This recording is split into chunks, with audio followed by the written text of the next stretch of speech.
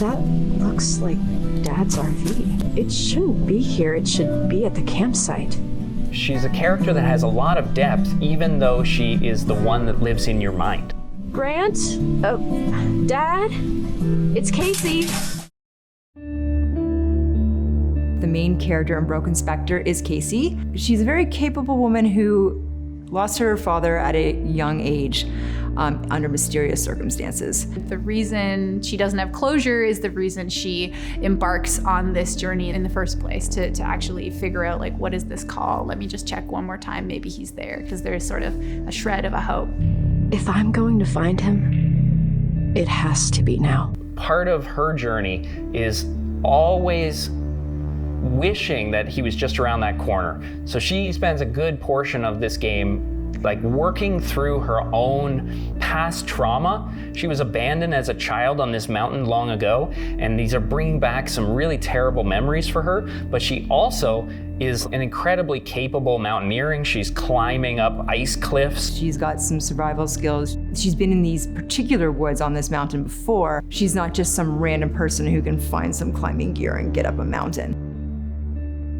We have her father, Grant, who was a fairly prolific botanist and seemingly a great dad until he disappeared. Coming onto the project, I think the team knew more about Grant than any of the other characters, but we don't see Grant for so much of it. It's still very important to know what he's doing and why he's there. Grant is obsessed with this concept of chimeric mutation, the idea of a chimera being different plants can grow together, even some animals can have the cells of two different organisms in one. Where did you find this? And he finds out that the mountain is filled with them.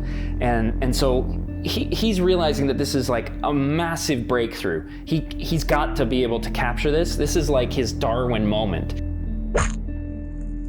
Having to tease out the most important parts of his story and not just make it all about Grant. Making it more about Casey, I think, was an important step in getting the story right. Is that I found him. He's alive. That's not possible, Grant. It's been decades. Who did Dad find? There's also this very mysterious character named Christoph. Who is Christoph? Christoph has no introduction. I'm trying to think of a way to describe Christoph that doesn't give stuff away. Not only is he unexplained, but he's also strange.